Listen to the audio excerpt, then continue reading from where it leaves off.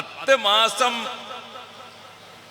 ഗർഭം ചുമന്ന് കുറച്ച് വേദനയും സഹിച്ച് പ്രസവിക്കണം. അത് നമ്മളെ പുതിയ തലമുറയിലെ പെൺകുട്ടികളൊക്കെ മനസ്സിലാക്കേണ്ട ഒരു യാഥാർത്ഥ്യമാണ്. ഇപ്പൊ പെൺകുട്ടികൾ പ്രസവത്തിന് തന്നെ തയ്യാറില്ല എന്ന് കേൾക്കുന്നു. അതോ ഇനി 1 or 2 ആളുണ്ടെങ്കിൽ അതാണ് പർവ്വതീകരിച്ച് വാർത്ത കൊടുക്കുന്ന ഒരു കാലമാണ്. ഇപ്പൊ കുറെ ആൾക്കാരൊക്കെ പറയും പെൺകുട്ടിയൊക്കെ പുതിയാപ്പിളാര് വേണ്ടാൻ പറ്റും. എന്നിട്ട് ആരവിടെ കെട്ടിക്കാതെ കുട്ടികൾ ബാക്കിയുണ്ടോ? ഏതോ 1-2 കുട്ടികൾ ഞാൻ കുറച്ച് പഠിച്ചോട്ടെ അതിനിപ്പോ കുറ്റപ്പെടുത്താൻ നിൽക്കണം. നമ്മളെ നാട്ടിൽ കൂടെ 7ാം ക്ലാസ്സിലും 9ാം ക്ലാസ്സിലും ഒക്കെ പിടിച്ച് കെട്ടിച്ചിരുന്ന സമയത്ത് ഇപ്പൊ കുട്ടികളൊന്ന് പഠിക്കട്ടെ എന്ന് പറഞ്ഞപ്പോൾ അത് അത്ഭുത വാർത്തയാക്കാണ്. പഠിച്ചോട്ടെ, ഒരു ഡിഗ്രി ഒക്കെ ആയിക്കോട്ടെ എന്ന് ചോദിച്ചാൽ പോരെ. അള്ളാഹു നമ്മളെ മക്കളെയൊക്കെ നന്നാക്കണം. ഞാൻ ഓർമ്മപ്പെടുത്തുന്നത്, നമ്മുടെ മക്കളെ സംബന്ധിച്ചിടത്തോളം ആ കുട്ടികൾ നമുക്ക് ഏറ്റവും മാതാപിതാക്കളും കുട്ടികളും തമ്മിലുള്ള ഒരു വല്ലാത്ത അറ്റാച്ച്മെന്റ്. അത് ശരിക്ക് ഇങ്ങനെയാണ് ഉണ്ടാവുക. 10 മാസം ഗർഭം ചുമന്നു. ആ ഗർഭിണിയായ പെണ്ണ് ഇപ്പൊ പ്രസവം അടുക്കണ സമയത്ത് തന്നെ എന്ത് ചെയ്യാണ്? നേരത്തെ തന്നെ ഓപ്പറേഷന് ബുക്ക് ചെയ്യാണ്. പെൺകുട്ടിയെ ഏതിന് തിരഞ്ഞെടുക്കാണ്? സിസേറിയൻ തിരഞ്ഞെടുക്കുകയാണ്. ഏതെങ്കിലും ഒരു പെണ്ണ് പ്രസവത്തിന് കൊണ്ടുപോയി അഡ്മിറ്റ് ചെയ്ത് കുറെ സമയം കാത്ത് പ്രസവിക്കണില്ല. അപ്പൊ ഒരു വിശ്വാസയോഗ്യമായ 2 ഡോക്ടർമാർ ചേർന്നിട്ട് പറഞ്ഞു ചെറിയൊരു സിസേറിയൻ ആവശ്യമാകും. ഓക്കെ, അത് വേറെ കാര്യം. ആദ്യം തന്നെ എനിക്ക് പ്രസവം വേണ്ട, എനിക്ക് ഉണ്ടെങ്കിൽ തന്നെ ഏത് മതി? സിസേറിയൻ മതി. അങ്ങനെ ഒരു വിധിക്ക് നിൽക്കരുത്. എന്തുകൊണ്ട്? 10 മാസം ഗർഭം ചുമന്ന് കുറച്ച് വേദന സഹിച്ച പ്രസവിച്ച ആ കുട്ടി ഉമ്മയും തമ്മിലുള്ള അറ്റാച്ച്മെന്റും അത് നേരത്തെ തന്നെ 9ാമത്തെ മാസമായപ്പോഴേക്ക് സിസേറിയനിൽ എടുത്ത കുട്ടിയും തമ്മിൽ വലിയ വ്യത്യാസം ഉണ്ടാവും. അതില്ലെങ്കിൽ നിങ്ങൾ അത് ചോദിച്ചറിഞ്ഞാൽ പഠിച്ചാൽ മനസ്സിലാവും. എന്താ വ്യത്യാസം? ഒന്ന് ഞാൻ നാടൻ പറയാം. എന്താണത്? ഗർഭം ധരിച്ച് കുറച്ച് വേദന സഹിച്ച് പ്രസവിച്ചാൽ ആ കുട്ടിനെ അമ്മ ഇവിടുന്ന് മോളേന്ന് വിളിച്ചാൽ ചുണ്ട് കൂടുമ്പോഴേക്ക് കുട്ടി കാൽക്കലെത്തും. മോനേന്ന് വിളിച്ചാൽ ചുണ്ട് കൂടുന്നതിന് മുമ്പ് കുട്ടി എവിടെ വരും? കുട്ടി കാൽക്കൽ വരും. മറ്റേ കുട്ടി ഉണ്ടല്ല, അതിനെ മോളേന്ന് വിളിച്ചാൽ ഓൾ അവിടുന്ന് ഏന്ന് പറയും. വരണമെങ്കിൽ വേറെ വിളിക്കേണ്ടി വരും. ഈ വ്യത്യാസം ഉണ്ടാവും. ഇല്ലെങ്കിൽ സൈക്കോളജി എന്ന് പറഞ്ഞത് മെഡിക്കൽ സൈക്കോളജി എടുത്തിരിക്കുന്ന ആളുകളോട് ഞാൻ ഈ പറഞ്ഞതിനെ പറ്റി ചോദിച്ചു നോക്കി. അപ്പോൾ അത്ഭുത വിഷയം നമുക്ക് പറയും. ഞാൻ അതിലേക്ക് പോയതാണ്.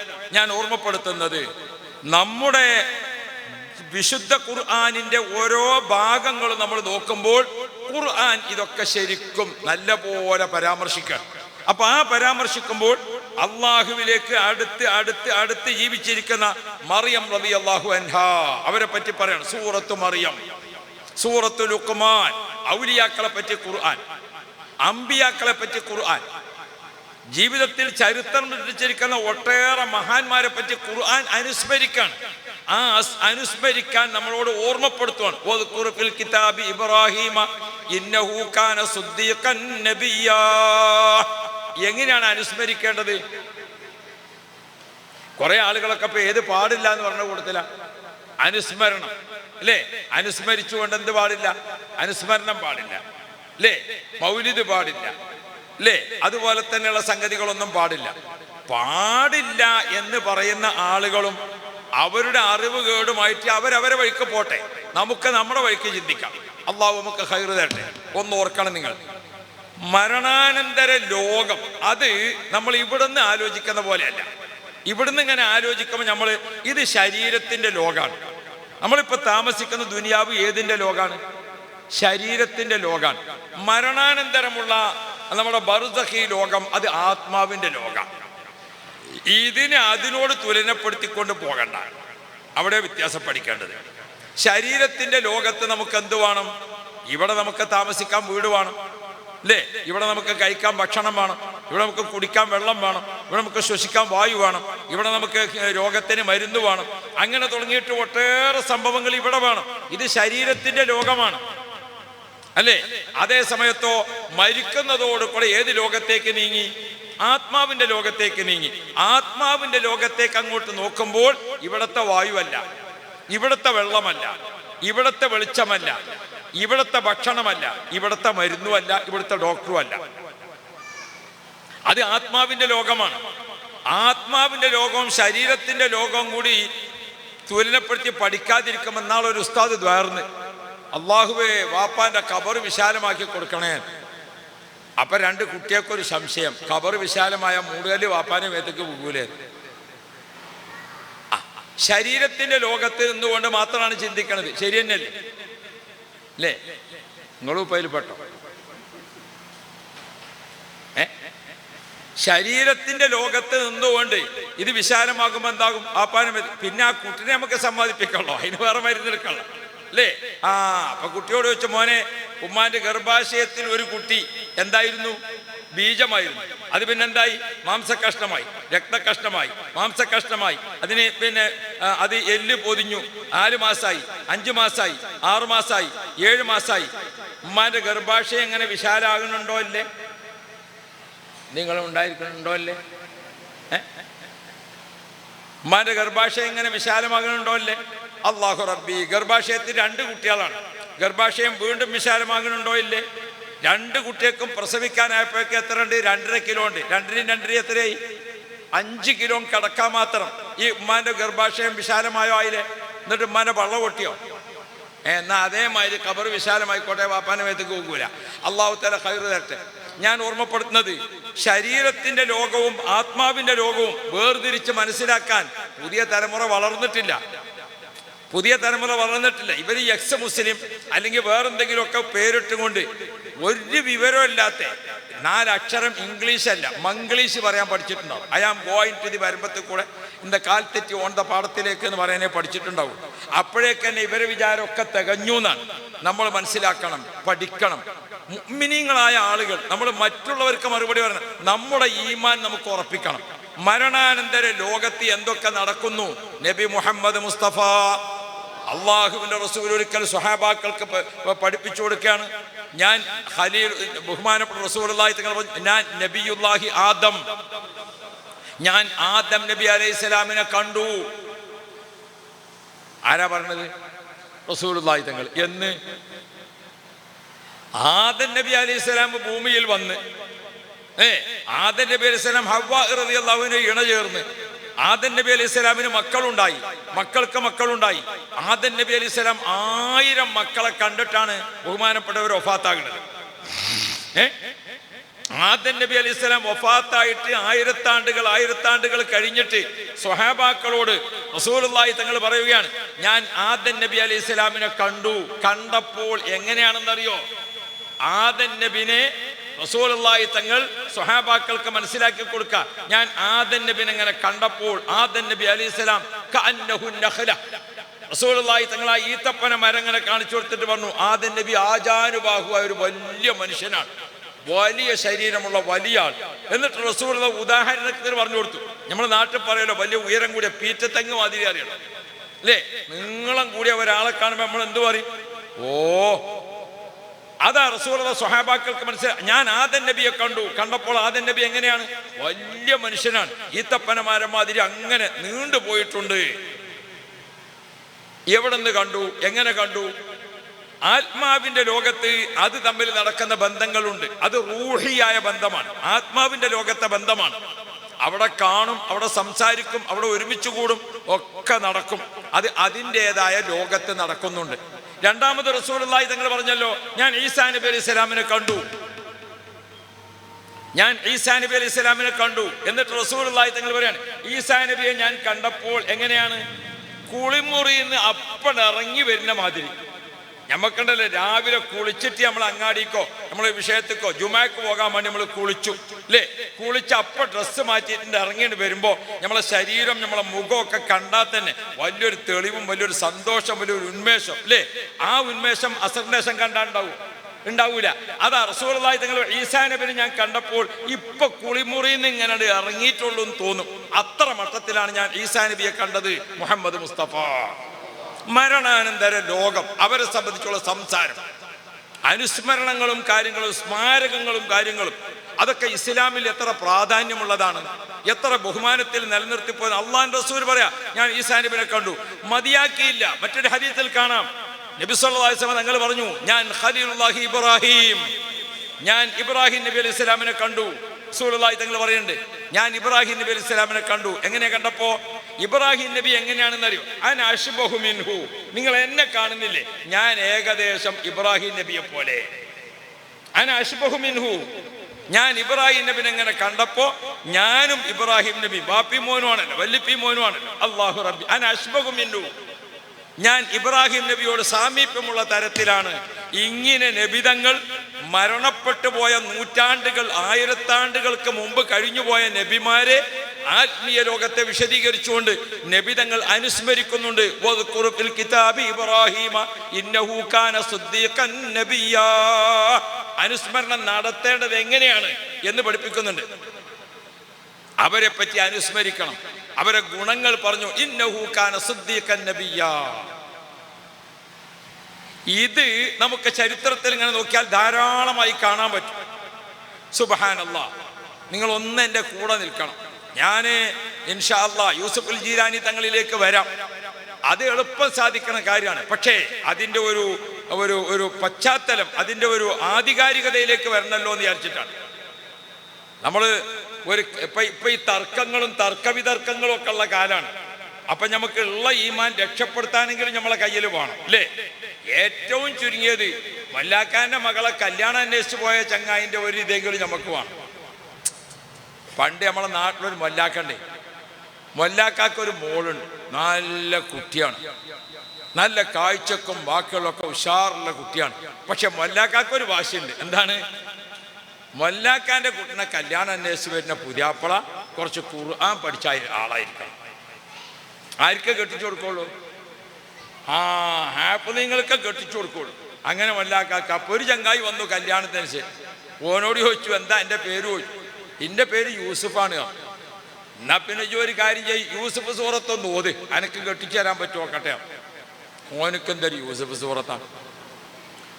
ഓനോ എന്ന് തിരിച്ചുപോയി. പിന്നൊരു ചങ്ങായി രണ്ടാമത് അന്വേഷണം വെച്ച് വന്നു. ഓനോട് ചോദിച്ചു, എൻ്റെ പേരെന്താ? വെച്ചു. എൻ്റെ പേര് യൂനുസാണ്. എന്നാ യൂനുസ് സൂറത്തൊന്ന് ഓദിക്കാം. ഓനക്ക് എന്തൊരു യൂനുസ് സൂറത്ത്?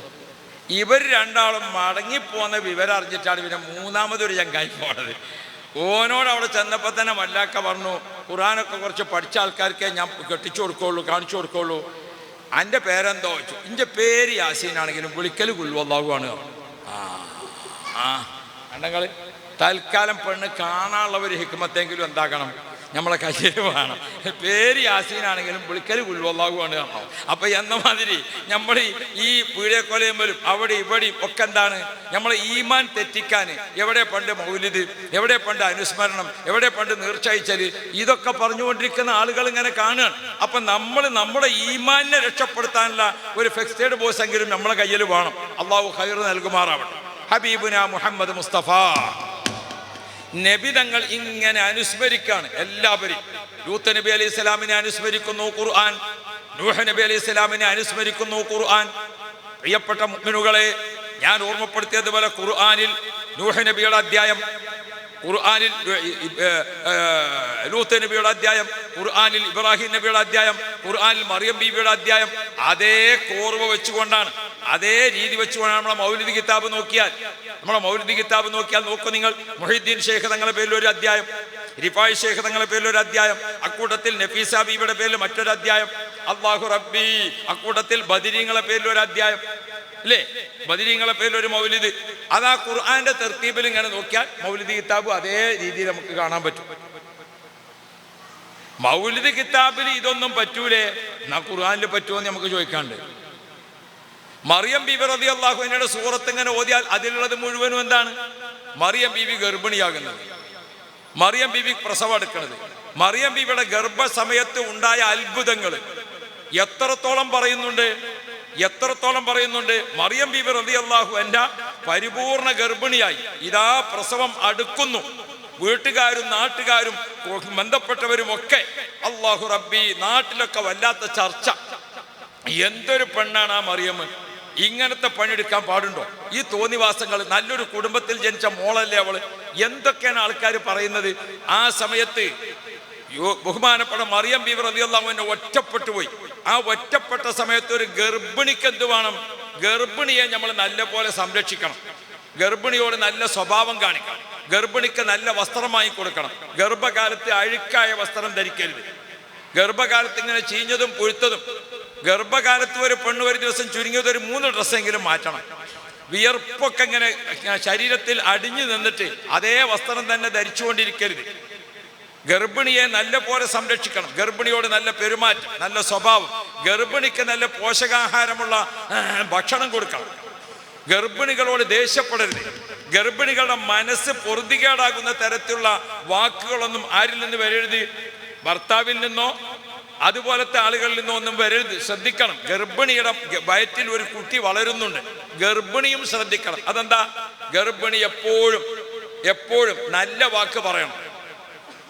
ഗർഭിണി ഒരാളോട് ദേഷ്യപ്പെട്ട് സംസാരിക്കുന്ന, കുറ്റപ്പെടുത്തി സംസാരിക്കുന്ന, ഈബത്തും മീമത്തും സംസാരിക്കുന്ന. എന്തുകൊണ്ട്? 4 മാസം പൂർത്തിയാകുമ്പോൾ റൂഹ് വരും. റൂഹ് വരുന്നതോടുകൂടെ ശരീരത്തിലെ പാർട്സുകൾ പ്രവർത്തിക്കാൻ തുടങ്ങും, അവയവങ്ങൾ പ്രവർത്തിക്കാൻ തുടങ്ങും.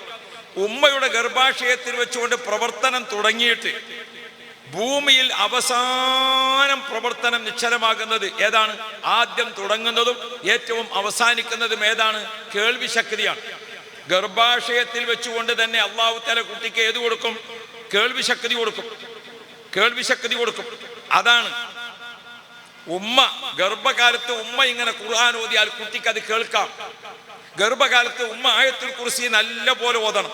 ഉമ്മ യാസീൻ നല്ല പോലെ ഓതണം. ഉമ്മ നല്ല വാക്കുകൾ പറയണം. അതൊക്കെ ആര് കേൾക്കുന്നുണ്ട്?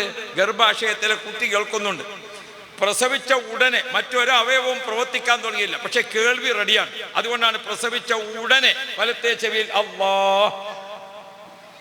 ഇനി നമ്മൾ മരിക്കാൻ വേണ്ടി കിടക്കാണ്, കാല് അനക്കം ഇല്ല, കാല് അനങ്ങണില്ല, അല്ലേ? ഓർമ്മശക്തിയൊക്കെ പോയി.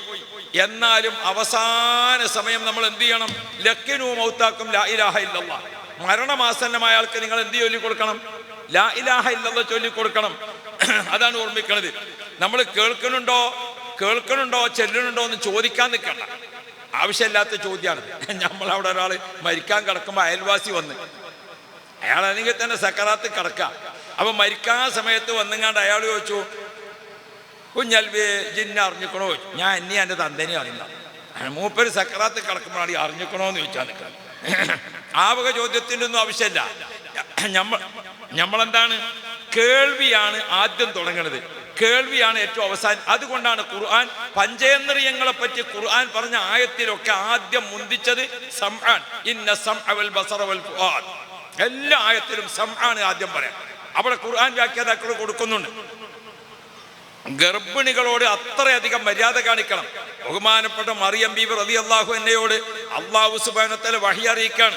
എന്താ? മറിയം ബീബി ഒറ്റപ്പെട്ടു പോയോ? മനസ്സിനൊരു പതറൽ വന്നുപോയോ?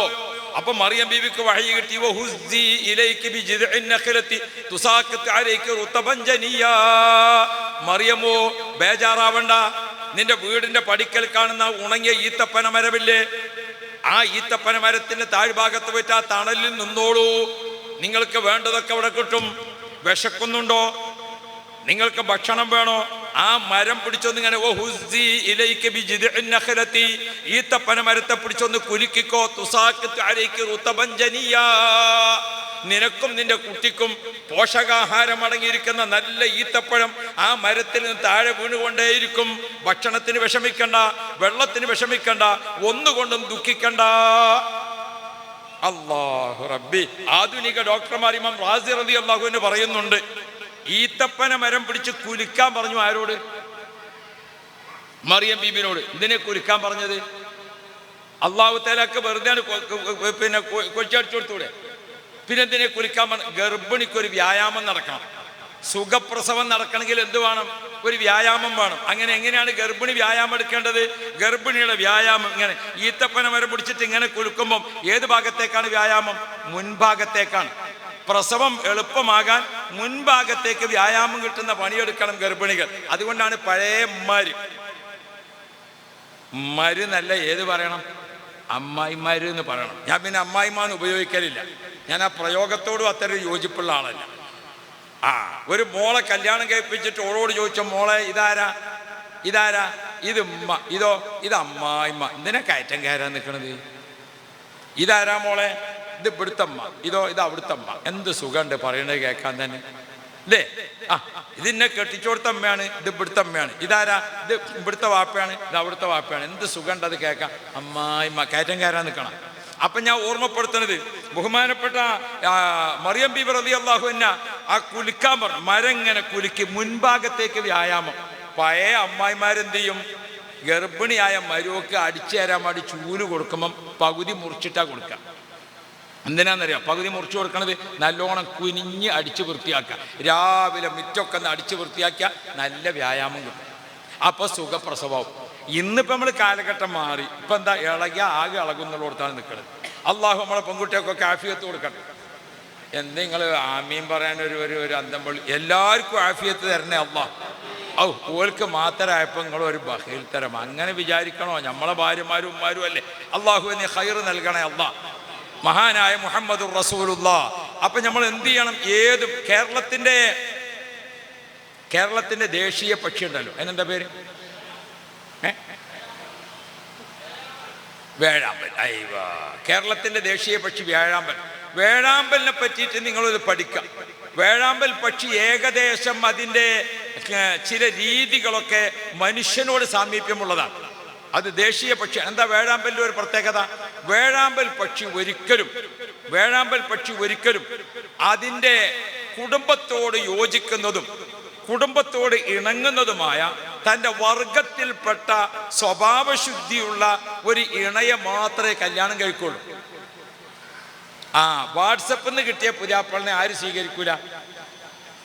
വേഴാമ്പൽ പക്ഷി സ്വീകരിക്കൂല. വാട്സപ്പിൽ നിന്ന് കിട്ടിയ പുതിയ എണ്ണിനെ ആര് സ്വീകരിക്കൂല? വേഴാമ്പൽ സ്വീകരിക്കൂല. നിങ്ങൾ പഠിക്ക്, പക്ഷിശാസ്ത്രത്തിലൊന്ന് നോക്കി വായിച്ചു നോക്കി. ഇനി ഇപ്പൊ നിങ്ങൾക്ക് കയ്യിൽ പിന്നെ ഇതുണ്ടാവുമല്ലോ, മൊബൈൽ ഉണ്ടാവുമല്ലോ, വേഴാമ്പൽ അടിച്ചിട്ടൊന്ന് സെർച്ച് ചെയ്ത് നോക്കിയും ഞാൻ പറയണ കാര്യമുണ്ടോ അല്ലേ? വെറുതെ പറയാൻ പറ്റും. വേഴാമ്പൽ എന്ത് ചെയ്യൂല? ഇന്നാളൊരു പെണ്ണും ഒരു പുതിയാപ്പളയും കൂടി പോകുന്നുണ്ട്. പെണ്ണിന് നോക്കുമ്പോൾ 19.5 വയസ്സ്, ഓനിക്ക് 48. രണ്ടാളും കൂടി ഇങ്ങനെ പോകുന്നുണ്ട്. ആ ബെറ്റിലെ കൂടി ഏണി കൊണ്ടോണമായിരുന്നു. അപ്പം ഇത് എവിടുന്ന് കിട്ടിയെന്ന് ചോദിച്ചു നോക്കുമ്പോൾ വാട്സപ്പിൽ നിന്ന് കിട്ടിയത്. ഞാൻ എൻ്റെ പ്രിയപ്പെട്ട മക്കളോട്, വേഴാമ്പൽ പക്ഷി വിവാഹത്തിൻ്റെ സമയമായാൽ എവിടെയൊക്കെ വേഴാമ്പലുകൾ പരിസരത്തുണ്ടോ അവരൊക്കെ ഇടയിൽ പോയിട്ട് ജീവിക്കും. എന്നിട്ട് എന്നോട് യോജിക്കുന്ന സ്വഭാവത്തിൽ, പെരുമാറ്റത്തിൽ ഇതൊക്കെ യോജിക്കുന്ന അങ്ങനെയുള്ളത് കണ്ടെത്തിയിട്ട് കുടുംബം ആ യോജിപ്പും കാര്യമൊക്കെ നോക്കിയിട്ട് അങ്ങനെ എന്താവുള്ളൂ? ഇണയെ കണ്ടെത്തുള്ളൂ. ഒന്ന്. രണ്ടാമത്തത്, ഒരു ഇണയെ സ്വീകരിച്ചു കഴിഞ്ഞാൽ പിന്നെ ഒരിക്കലും ആ ഇണയും അതുമായിട്ട് പിരിയൂല. തലാക്ക് ചെല്ലല് പോലെ ലോകത്തില്ല. എന്ന് മാത്രമല്ല, വേഴാമ്പൽ ഗർഭിണിയാകുമ്പോൾ എന്ത് ചെയ്യും? ആൺപക്ഷി ഈ ഗർഭിണിയായ വേഴാമ്പൽ പക്ഷിക്ക് താമസിക്കാൻ സുരക്ഷിതമായ സ്ഥലം കണ്ടെത്തും. അതിന് പക്ഷി എന്താ ചെയ്യണത്?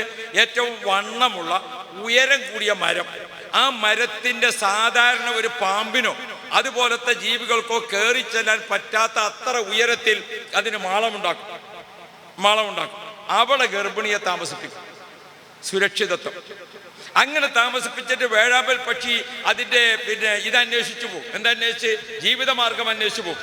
ഇന്ന് കൊണ്ടുവന്ന പഴം നാളെ കൊണ്ടുവരില്ല, നാളെ കൊണ്ടുവന്ന പഴം മറ്റന്നാൾ കൊണ്ടുവരില്ല. ഓരോ സ്ഥലത്ത് പോയിട്ട് ഗർഭിണിക്ക് വ്യത്യസ്തമായ പഴവർഗ്ഗങ്ങൾ പറിച്ച് അത് കൊണ്ടുവന്നുകൊണ്ട് ഗർഭിണിയെ നല്ല പോലെ ഊട്ടും, ഗർഭിണിക്ക് നല്ല ഭക്ഷണം കൊടുക്കും. അങ്ങനെ ആ ഗർഭിണി പ്രസവിക്കുന്നത് വരെ പ്രസവം അടുത്താൽ എന്ത് ചെയ്യും? ഇനി ആ വേഴാമ്പൽ പക്ഷി പെണ്ണിന് പുറത്തിറങ്ങാൻ പറ്റാതെയായി. പ്രസവം അടുത്തു. അപ്പം എന്ത് ചെയ്യും? ആ താമസിക്കുന്ന ദ്വാരമുണ്ടല്ലോ, ആ ദ്വാരത്തിന് മുകളിൽ അതിൻ്റെ പിന്തുവാരത്തിൽ നിന്ന് വരുന്ന ഒരു സൈസ് ദ്രാവകമുണ്ട്. അതുകൊണ്ട് ഇങ്ങനെ നമ്മൾ ഈ റബ്ബറിൻ്റെ ചിരട്ടുണ്ടല്ലോ, ഒട്ടുകാലി, അതുപോലത്തെ ഒരു സാധനം കൊണ്ട് ഇങ്ങനെ അടക്കും. അത് അതിൻ്റെ ഗർഭാശയത്തിന് തന്നെ വരുന്നതാണ്. അതുകൊണ്ട് ഇങ്ങനെ അടച്ചിട്ട് ഒരു കൊക്ക് മാത്രം കൊള്ളാനുള്ള ഒരു ദ്വാരം ഉണ്ടാക്കി. എന്നിട്ട് എന്ത് ചെയ്യും? വേഴാമ്പൽ പക്ഷി അന്വേഷിച്ച് പോയി ആഹാരമൊക്കെ കൊണ്ടുവന്നിട്ട് ഈ ദ്വാരത്തിൽ കൂടെ മാത്രം ഇങ്ങനെ കൊടുക്കും. ഗർഭിണി എന്തിന്? സുഖമായിട്ട് വിശ്രമിച്ചിട്ടിങ്ങനെ. ആ ഇടയ്ക്ക് വേഴാമ്പൽ പക്ഷി ഒരു ദിവസം ആൺപക്ഷി ഭക്ഷണമൊക്കെ ആയിട്ട് ഇങ്ങനെ വരുമ്പോൾ വേഴാമ്പൽ പക്ഷിയുടെ ആ ദ്വാരത്തിൽ കൂടെ ചുണ്ട് പുറത്തേക്ക് ഇട്ടിട്ട് ഇങ്ങനെ കിടക്കണേ. അപ്പം മനസ്സിലായി പ്രസവം കഴിഞ്ഞിക്കണേ, അതിന് കുട്ടികളൊക്കെ. അല്ലാഹു റബ്ബി. പിന്നെ ആ കുട്ടികളൊക്കെ കുറച്ച് ഒരത്യാവശ്യ കാര്യങ്ങൾക്കാകുമ്പോഴാണ് ഈ ആൺപക്ഷിയും പെൺപക്ഷിയും ഈ കുട്ടികളെ സംരക്ഷിക്കുന്നത്. ഇതൊക്കെ വലിയ സംഭവം നമുക്ക് കാണാൻ പറ്റും. അതിൽ വേറൊരു കാര്യത്തിനും കൂടി നമ്മളോട് യോജിപ്പുണ്ട്. എന്താണ്? വേഴാമ്പൽ പക്ഷി എങ്ങാനും ഈ ഇര തേടിപ്പോയി, മറ്റേ പക്ഷി ഇവിടെ എന്താണ് മാളത്തിൽ താമസിക്കാണ്, അല്ലേ? അല്ലാഹു റബ്ബി, നമ്മൾ ആരോ വികൃതി കാണിച്ച ആ വേഴാമ്പൽ പക്ഷിയെ വെടിവെച്ചു കൊന്നു, അതല്ലെങ്കിൽ അത് കരണ്ട് പിടിച്ച് ചത്തുപോയി, അങ്ങനെ എന്തെങ്കിലും അപകടം സംഭവിച്ചാൽ ഈ പെൺപക്ഷി ആ മാളത്തിൽ തന്നെ കരഞ്ഞുകൊണ്ടിരിക്കും. ദിവസങ്ങൾ കരഞ്ഞ് കരഞ്ഞ് കരഞ്ഞ് അത് ഇദ്ദയിലിരിക്കുകയാണ്. ആ പക്ഷി ആ മാളത്തിൽ നിന്ന് പുറത്തിറങ്ങാതെ തൻ്റെ ഭർത്താവിനെ കാണാത്ത വേർപാടിൽ ദുഃഖിച്ച് കരഞ്ഞ് കരഞ്ഞ് കരഞ്ഞ് കരഞ്ഞ് അങ്ങനെ ആ മാളത്തിൽ അത് മരിച്ചു തീരും. ഒരു ഹൃദയബന്ധം, വിവാഹം എന്ന ഹൃദയബന്ധം, ഒരു ഇണ ചേരുമ്പോൾ ഉണ്ടാകുന്ന ഒരു ഹൃദയബന്ധം. ഭാര്യ ഭർത്താവ് എന്നത് നമ്മുടെ ഒരു ആര്യ ഭാഷയാണ്. ഖുർആനിൽ അതിൻ്റെ ഭാഷ എന്താ? സൗജൈൻ എന്നാണ്. ഇണയും തുണയും. ഇണയും തുണയും. ഒരു പക്ഷിയുടെ 2 ചിറക്, ഒരു വിമാനത്തിൻ്റെ 2 ചിറക്, നമ്മുടെ ഒരു ജോഡി ചെരുപ്പ്, മുന്തിയ 2 ഷൂ വാങ്ങി, ഒന്ന് കാണാനില്ല, ഞങ്ങൾ ഒന്ന് മാത്രം ഇട്ട് പോകുമോ? ഇത് കുറച്ച് മുന്തിയതായതുകൊണ്ട് ഞാൻ ഒന്നിട്ടതാന്ന് പറഞ്ഞു പോകുമോ? ഇല്ല. ഇണ എപ്പോഴും ഇണയാണ്, തുണ എപ്പോഴും തുണയാണ്. അങ്ങനെയാണ് ഇതിൻ്റെ രീതി. ആ ഒരു രീതിയിലാണ്. അതാണ് ആ ഒരു രീതികളൊക്കെ പറഞ്ഞിട്ട് സൂറത്ത് മറിയം ഇങ്ങനെ പറഞ്ഞിട്ട് അല്ലാഹു തആല മറിയം ബീബി റളിയല്ലാഹു അൻഹയുടെ വളർച്ച, ഗർഭം, പ്രസവം, പ്രസവാനന്തരമുള്ള കുട്ടികളുടെ ജനനം, ആ കുട്ടിയുടെ വളർച്ച, സുബ്ഹാനല്ലാഹ്. നോക്കൂ നിങ്ങൾ, വഹുസ്സി ഇലൈക ബിജിദ്ഇൻ നഖലത്തി തുസാഖിതു അലൈക റുതബൻ ജനിയ. ഞാനിത് ഓർമ്മപ്പെടുത്തുന്നത് കഴിഞ്ഞ കാലം, വർത്തമാനകാലം, വരാൻ പോകുന്ന കാലം, ഇവിടെയൊക്കെയുള്ള സംഭവങ്ങൾ പറഞ്ഞുകൊണ്ട് ഖുർആൻ നമ്മളെ ഓർമ്മപ്പെടുത്തുന്നു. ചരിത്രങ്ങളിലേക്ക് പോകണം, നമ്മൾ ഓരോന്നിൻ്റെയും സംഭവങ്ങൾ മനസ്സിലാക്കി പോകണം. ഇവിടെയാണ് ഇനി നമ്മൾ കടക്കേണ്ടത്. ബഹുമാനപ്പെട്ട യൂസുഫുൽ ജീലാനി തങ്ങളെ പോലെ മഹാന്മാരെടുത്ത് പരിശോധിച്ചോ.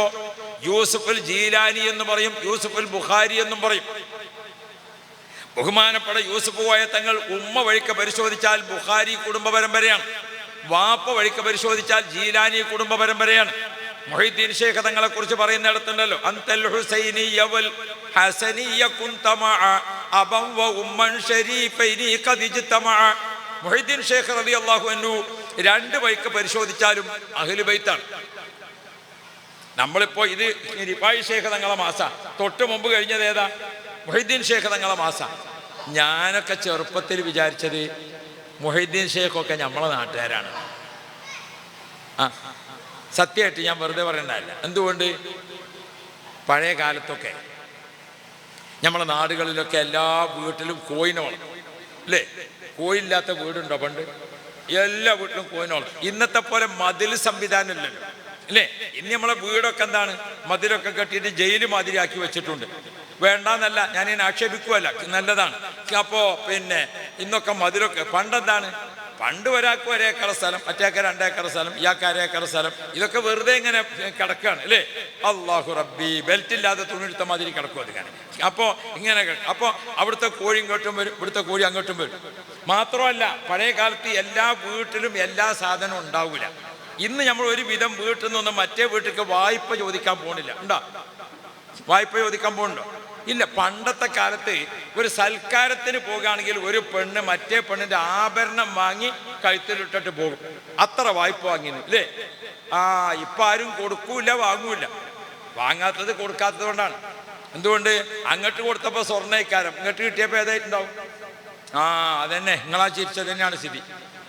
അപ്പം ഞാൻ ഓർമ്മപ്പെടുത്തുന്നത്, ഇപ്പോൾ അന്ന് ഈ വീട്ടിൽ നിന്ന് അപ്പുറത്തേക്ക് ഒരു വിരുന്നുകാർ വീട്ടിൽ വന്ന്, അന്ന് എല്ലാ വീട്ടിലും എല്ലാ സാധനവും ഉണ്ടാവില്ല. ഉദാഹരണത്തിന് പറഞ്ഞാൽ, ഈ വീട്ടിൽ പിക്കാസ് ഉണ്ടാവും, അപ്പുറത്തെ വീട്ടിൽ കൈക്കോട്ടുണ്ടാവും, അപ്പുറത്തെ വീട്ടിൽ വെട്ടത്തി ഉണ്ടാവും. ഓരോ വീട്ടിലും ഓരോന്നും ഉണ്ടാവുള്ളൂ, അല്ലേ? അപ്പോൾ ഇവിടേക്കൊരു വെട്ടത്തി ആവശ്യമുണ്ടെങ്കിൽ പോലെ അവിടുന്ന് വാങ്ങിക്കൊണ്ടു. മറ്റൊരുത്തർക്ക് പിക്കാസ് ആവശ്യമുണ്ടെങ്കിൽ ഇവിടെ ആവശ്യം ഉണ്ടാവും. പിക്കാസ്, കൈക്കോട്ട്, വെട്ടത്തി, പിന്നെ വേറൊരു സാധനം ഉണ്ടല്ലോ, എന്താ പറയാം? ആ തേങ്ങ പൊളിച്ചിട്ട് എന്താ പറയാ? പാര. അതെല്ലാ വീട്ടിലും ഉണ്ടാവും. അതിപ്പോഴും പണ്ടും ഒക്കെ എല്ലാ വീട്ടിലും ഉള്ളത് തന്നെയാണ്. അള്ളാഹു നമുക്ക് ഖൈറ് തരട്ടെ. നിങ്ങളും വേഗം പറഞ്ഞല്ലേ എൻ്റെ പേര്, അതാ ഞാൻ പറഞ്ഞത്. അപ്പോൾ ഇല്ലാത്ത പേരല്ല. അതിപ്പം മതിൽ കെട്ടിയാലും മതിൽ കെട്ടിയിട്ടില്ലെങ്കിലും ഒക്കെ പാര എല്ലാ സംഗതി കാലത്തും ഉള്ളത് തന്നെയാണ്. അപ്പോൾ പഴയ കാലത്ത് നമ്മൾ എന്ത് ചെയ്യും? അവിടുന്ന് ഇങ്ങോട്ട് വാങ്ങും, ഇവിടുന്ന് അങ്ങോട്ട് വാങ്ങും, ഇങ്ങനെ. അപ്പം അന്നത്തെ കാലത്ത് അവിടുത്തെ കോഴി നമ്മൾ രാവിലെ വീട്ടിൽ സുബഹി നിസ്കരിച്ചിട്ട് നമ്മളെ വീട്ടിൻ്റെ മുറ്റത്ത് നോക്കുമ്പോൾ ഒരു 10-15 കോഴി. ആ കോഴിക്കളെ കൂട്ടത്തിൽ ഒരു കോഴി, നല്ലൊരു പൂവൻ കോഴി. ആ പൂവൻ കോഴിനെ ഇങ്ങനെ കണ്ട എന്താ ഉഷാറ് വരെ. മൂപ്പരിങ്ങനെ നിൽക്കുന്നുണ്ടാൽ ഇങ്ങനെ കാലൊക്കെ ഒരു കുറ്റുറപ്പുള്ള കാല്, നല്ലൊക്കെ അതിൻ്റെ പൂവ്. ആ കോഴി ഇങ്ങനെ ഇങ്ങനെ ഇങ്ങനെ ഇങ്ങനെ ഇങ്ങനെ ഇങ്ങനെ ആ മറ്റ് പെടക്കോഴികളും മറ്റ് കോഴിക്കളടിയിൽ കൂടെ ഈ കോഴി ഇങ്ങനെ നടക്കുന്നുണ്ടല്ലോ. 1-ാം ദർസിൽ മുദരിസ് നടക്കണ മാതിരി നല്ലൊരു ഗെറ്റപ്പുള്ള നടത്താം. അത്ര പവറിലാണ്. അപ്പം നമ്മൾ ഉമ്മാനോട് ചോദിച്ചുമ്പോൾ ആ കോഴി ഏതാന്ന് ചോദിച്ചു. അത് മൊയ്തീൻ ഷേഖിൻ്റെ കോഴിയാണ്. അപ്പോൾ ഉറപ്പായി മൂപ്പര് അടുത്ത് തന്നെയാണ്. അല്ലാതെ ഇപ്പോൾ ബഗ്ദാദിൽ നിന്ന് കോഴി വരുമോ അവിടെ? എൻ്റെ ഒപ്പം ഞങ്ങളെ നാട്ടിൽ ഒരു നിസ്കാരപ്പള്ളിക്കൽ ഇമാമത്ത് വെക്കും. അവിടെയൊക്കെ പരിസരത്തൊക്കെ ഉള്ള എല്ലാ വീട്ടിലും ഇങ്ങനെ ഓതാനും ദ്വാരക്കാനും അങ്ങനെയൊക്കെ ഉള്ള ഒരാളെ. ഇപ്പൊക്കൊരു വലിയ ഗുണം ഉണ്ടായിരുന്നത് എന്താണെന്ന് വെച്ചാൽ എല്ലാ മാസവും 5-6 ഖത്മ് ഖുർആൻ ഓതി തീർക്കുന്നതോട് ദ്വാരക്കും. ഇപ്പം അങ്ങനെ ദ്വാരുന്നത് കൊണ്ടാണ് ഞങ്ങളെ മുമ്പിൽ ഇങ്ങനെ നിൽക്കാനായത്. അള്ളാഹു മാതാപിതാക്കൾക്ക് മഗ്ഫിറത്ത് കൊടുക്കട്ടെ. പടച്ചോനെ അവർക്ക് സ്വർഗം കൊടുക്കണേ അല്ല. അപ്പോൾ ഇപ്പം രാത്രി പറഞ്ഞു എനിക്കൊന്ന് ചോറ് വേണ്ട, ഞാൻ അവിടെ മൊയ്തീൻ ഷേഖിൻ്റെ കോയിനർത്തക്കനെ അവിടെ പോകേണ്ടതുണ്ട്. ഇപ്പോൾ ഇഷാ നിസ്കരിച്ച് പോയി അവിടെ പോയി 1/2 മണിക്കൂർ കൊണ്ട് തിരിച്ചു വന്നു. അപ്പം നമുക്ക് ഉറപ്പായി ഇവിടെ തന്നെയാണ് മൊയ്തീൻ ഷേഖ്.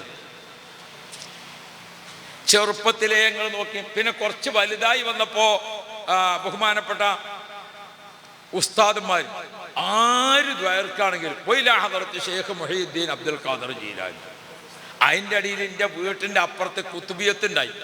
ആ കുത്തുബിയത്തിൽ ഓരുണ്ടിങ്ങനെ യാ ഷെയ്ഖ് മുഹീദ്ദീൻ അബ്ദുൽ ഖാദർ ജീലാനി. അപ്പം ഞാൻ കുട്ടിയല്ലേ, ഞാൻ ഉറപ്പിച്ചു ഇവിടെ അടുത്തെങ്ങാണ്ട് വെക്കാരം മൂപ്പര്. അതുകൊണ്ടാണ് ഇവരൊക്കെ ഇങ്ങനെ കൂക്കിയാർത്ത് വിളിച്ചത്. ഇങ്ങനെ ചെറിയ പ്രായത്തിലെ നമ്മൾ അമ്മിഞ്ഞപ്പാലിലൂടെ കേട്ട് പഠിച്ച ഒരു പേരാണ് ആരത്? മുഹീദ്ദീൻ ഷേഖ് തങ്ങൾ. എന്നാൽ മുഹീദ്ദീൻ ഷേഖ് തങ്ങൾ എവിടെ? പടച്ചവൻ. ഇന്നത്തെ ഇറാനും ഇറാഖും കൂടി കൂട്ടിമുട്ടുന്ന ഏകദേശം അടുത്ത് നിൽക്കുന്ന ആ ഒരു ഏരിയയാണ് തബരിസ്ഥാൻ ഡിസ്ട്രിക്ട്. തബരിസ്ഥാൻ ഒരു വലിയ പട്ടണമാണ്, ഇന്ന് ഇറാന്റെ ഭാഗമാണ്. തബരിസ്ഥാൻ പട്ടണത്തിലെ ഒരു ജില്ല, ഒരു പഞ്ചായത്താണ് കൈലാൻ. കൈലാൻ പഞ്ചായത്തിലെ ഒരു ഗ്രാമമാണ് ഏത്? ജീലാൻ. അപ്പൊ ജീലാൻ ഗ്രാമത്തിൽ, കൈലാൻ പഞ്ചായത്തിൽ, തബരിസ്ഥാൻ ജില്ലയിൽ, അവിടെയാണ് മുഹീദ്ദീൻ ഷേഖ് തങ്ങൾ. യാ റബ്ബ്.